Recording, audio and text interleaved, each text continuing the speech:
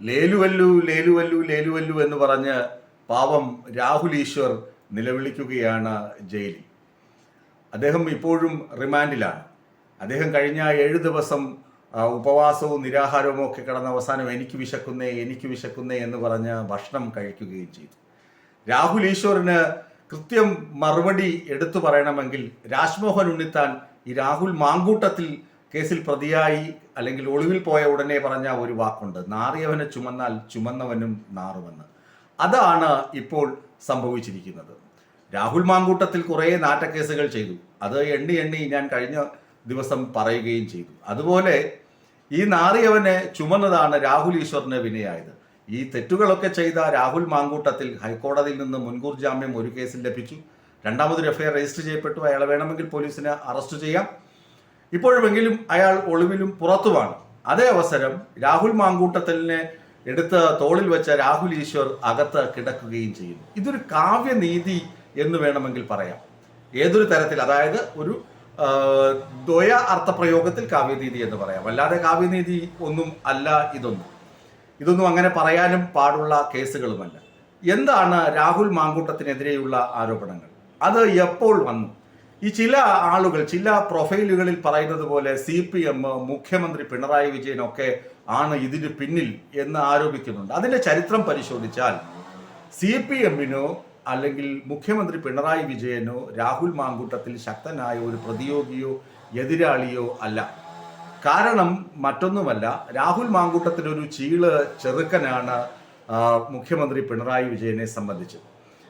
അതിന് കാരണം പലതാണ്. രാഹുൽ മാങ്കൂട്ടത്തിൽ എപ്പോഴാണ് രാഷ്ട്രീയത്തിൽ പൊട്ടിമുളച്ചു വന്നത്? ഏറിയാൽ 2 ദശാബ്ദം, അതായത് 20 വർഷം, 19 വർഷമായിട്ട് ഗ്രാഫ് വളരെ കുതിച്ചു കയറ്റമായിരുന്നു. അതിനുശേഷം 19 ശേഷം ഒരു വർഷക്കാലം 2024 ഡിസംബർ 4 മുതൽ 2025 ഡിസംബർ 4 വരെയുള്ള ഒരു വർഷം നോക്കുകയാണെങ്കിൽ ഗ്രാഫ് കീഴ്പോട്ടാണ്.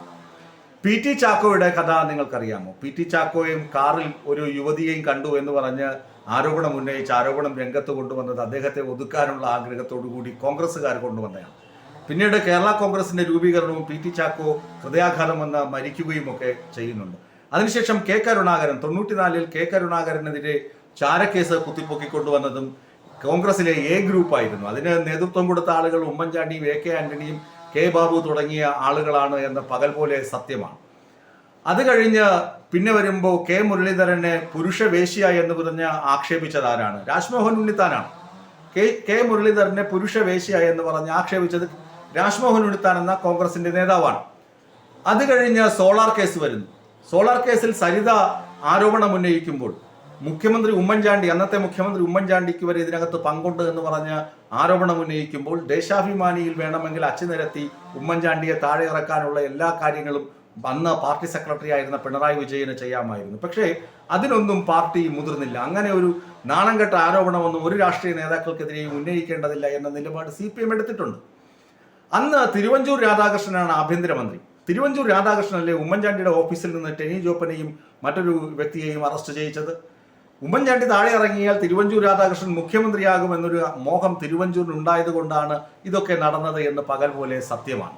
അന്ന് മുഖ്യമന്ത്രിയായ ഉമ്മൻചാണ്ടിയെ സംരക്ഷിച്ചതല്ല, അദ്ദേഹത്തിനോട് സ്നേഹവും സൗഹൃദവും കാണിച്ചത് പിണറായി വിജയൻ ആയതുകൊണ്ടാണ് ഇന്ന് ഉമ്മൻചാണ്ടിയുടെ മകൻ ചാണ്ടി ഉമ്മൻ പിണറായി വിജയനെ ഇഷ്ടപ്പെട്ട നേതാവാണ് എന്ന് ചൂണ്ടിക്കാണിക്കുന്നത്. അത് ഒരു വശം. അപ്പോൾ ഞാൻ പറഞ്ഞു വരുന്നത്, രാഹുൽ മാങ്കൂട്ടത്തിനെതിരെയുള്ള ആരോപണങ്ങളൊന്നും തന്നെ CPM പടച്ചുവിട്ടതല്ല. രാഹുൽ മാങ്കൂട്ടത്തിൽ തെറ്റ് ചെയ്തിരുന്നു. ഈ തെറ്റ് പുറത്തു വന്നതിന് കാരണം റിപ്പോർട്ടർ ചാനലാണെന്ന് മിക്കവർക്കും അറിയാം. ശബ്ദരേഖയൊക്കെ പുറത്തുവിട്ടത് റിപ്പോർട്ടർ ചാനലാണ്. റിപ്പോർട്ടർ ചാനലിന്റെ റോഷി പാലിനെയും അതുപോലെ തന്നെ സാനിയ എന്ന് പറയുന്ന ലേഡി റിപ്പോർട്ടറെയും ഈ ഷാങ്കൂട്ടം ഷാഫി പറമ്പിലിന്റെയും രാഹുൽ മാങ്കൂട്ടത്തിന്റെയും അതുപോലെ തന്നെ PK ഫിറോസിന്റെയും ഒക്കെ വെട്ടുകിളികൾ നിരന്തരം സൈബർ ആക്രമണം നടത്തി. അപ്പോഴാണ് ഇക്കാര്യങ്ങൾ സാനിയയ്ക്ക് അറിയാമായിരുന്ന സത്യങ്ങളും ആ കയ്യിലുണ്ടായിരുന്ന ശബ്ദരേഖകളുമൊക്കെ ചാനൽ വഴി പുറത്ത് വിടുന്നത്. ഇതിനൊന്നാമത്തെ ഇര ആരാണെന്ന് എല്ലാവർക്കും അറിയാം. ഒരു പ്രമുഖ ചാനലിലെ 24-കാരിയായ വനിതാ റിപ്പോർട്ടറായിരുന്നു ആദ്യത്തെ ഇര. പിന്നീട് അതിജീവിത എന്ന് നമുക്ക് വേണമെങ്കിൽ പറയാം. അതിനുശേഷം വന്ന ആരോപണങ്ങൾ ഒരു IAS ഉദ്യോഗസ്ഥ പറയുന്നു. അത് കഴിഞ്ഞിട്ട് മറ്റൊരു ചാനലിലെ വനിതാ മാധ്യമപ്രവർത്തക പറയുന്നു. അങ്ങനെ നിരവധി ആരോപണങ്ങൾ രാഹുൽ മാങ്കൂട്ടത്തിനെതിരെ പാർട്ടിക്കും പത്രസ്ഥാപനങ്ങളിലും പോലീസിന് മാത്രം ആദ്യം മൊഴി കൊടുക്കാൻ ആരും തയ്യാറായില്ല. പിന്നീട് ഒരു മാധ്യമ പ്രവർത്തക അവരുടെ ജീവിതമാകെ കൊളാപ്സ് ആയപ്പോൾ, ജീവിതമാകെ തകർന്നപ്പോൾ മുഖ്യമന്ത്രിയുടെ ഓഫീസിൽ പരാതി കൊടുത്തു. മുഖ്യമന്ത്രി അത് പോലീസിന് കൈമാറി. പോലീസ് കൃത്യമായി അവരുടെ രഹസ്യമൊഴി 164 അനുസരിച്ചുള്ള രഹസ്യമൊഴിയൊക്കെ രേഖപ്പെടുത്തിയ ശേഷമാണ് FIR രജിസ്റ്റർ ചെയ്യുകയും രാഹുൽ മാങ്കൂട്ടത്തിനെ അറസ്റ്റ് ചെയ്യാനുള്ള നീക്കങ്ങൾ നടക്കുകയും ചെയ്തത്. അപ്പോഴേക്കും രാഹുൽ മാങ്കൂട്ടത്തിൽ ഒളിവിൽ പോയി. ഈ രാഹുൽ മാങ്കൂട്ടത്തിനെ സംരക്ഷിച്ചു നിർത്തുന്നത് പിണറായി വിജയനാണ്, അല്ലെങ്കിൽ രാഹുൽ മാങ്കൂട്ടത്തിനെ ഒളിവിൽ പാർപ്പിച്ചിരിക്കുന്നത് പിണറായി വിജയനാണെന്നാണ് UDF കൺവീനറായ അടൂർ പ്രകാശിന്റെ ഇപ്പോഴത്തെ വാദം. ഇതൊക്കെ തീരെ അടിസ്ഥാനരഹിതങ്ങളായ വാദമാണ്. രാഹുൽ മാങ്കൂട്ടത്തിൽ തെറ്റ് ചെയ്തിട്ടുണ്ട്. ഉപ്പ് തിന്നവൻ വെള്ളം കുടിക്കും. രാഹുൽ മാങ്കൂട്ടത്തിൽ ഒരു പെർവേർട്ടാണ്, അതുപോലെ തന്നെ സ്ത്രീലമ്പടനാണ്. നിരവധി സ്ത്രീകളുടെ പരാതിയുണ്ട്. അതൊക്കെ കൃത്യമായി അയാൾ ശിക്ഷിക്കപ്പെടും. അതിനൊന്നും ഒരു തർക്കവുമില്ല.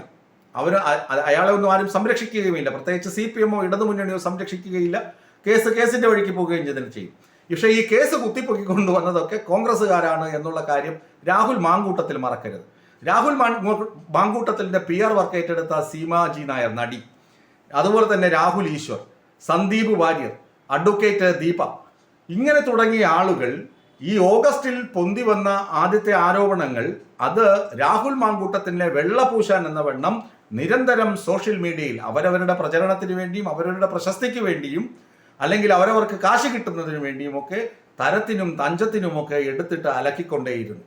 ഇത് അതിജീവിതകൾക്ക് ഒരിക്കലൊരു ആക്രമണമുണ്ടായി, സൈബർ ആക്രമണമുണ്ടായി, അല്ലെങ്കിൽ ഇങ്ങനെ ശബ്ദ സംഭാഷണം പുറത്തു വന്നു, അതുകൊണ്ട് മാനസികമായി മുറിവേറ്റ് അവരൊക്കെ എങ്ങനെയെങ്കിലും ആശ്വസിക്കണം, സമാശ്വാസത്തിലെത്തണം എന്ന് പറഞ്ഞ് മാറിയിരിക്കുമ്പോൾ അവരെ സോഷ്യൽ മീഡിയയിലൂടെ നിരന്തരം പ്രകോപിപ്പിച്ച് അവരെ കൊണ്ട് തന്നെ ഇതിനൊരു അറുതി ഉണ്ടാകണമെങ്കിൽ ഞങ്ങൾ കോടതിയെ സമീപിക്കണം, അല്ലെങ്കിൽ പോലീസിനെ സമീപിക്കണം എന്നൊരു തീരുമാനത്തിലേക്ക് എത്തിച്ചത് ഈ പറയുന്ന രാഹുൽ ഈശ്വറും സീമാജി നായരും ഈ പറയുന്ന അഡ്വക്കേറ്റും സന്ദീപ് വാര്യരും തുടങ്ങി ഷാങ്കൂട്ടത്തിന്റെ PR ഏജൻസികളും ഷാഫി പറമ്പലിന്റെയും രാഹുൽ മാങ്കൂട്ടത്തിന്റെയും PK ഫിറോസിന്റെയും ഒക്കെ പടയാളികളും പോരാളികളുമായി നിൽക്കുന്ന സൈബർ വെട്ടുകിളികളുമാണ് ഇങ്ങനെ രാഹുൽ മാങ്കൂട്ടത്തിനെ ഊരു ചുറ്റിക്കാനും ഒളിവിൽ പോകാനും ഒക്കെ കാരണമായ കേസിന്റെ അടിസ്ഥാന ശിലകൾ പാകിക്കൊടുത്തത് എന്ന കാര്യത്തിൽ ഒരു തർക്കവുമില്ല. ഈ പഴിയെടുത്ത് CPM-ന്റെ തലയെ വെച്ചിട്ട് CPM ആണ് അയാളെ സംരക്ഷിക്കുന്നതെന്ന് പറയാൻ അടൂർ പ്രകാശിന്റെ ആസനത്തിൽ ആര് മുളച്ചാലും തണലെന്ന് വിചാരിക്കുന്ന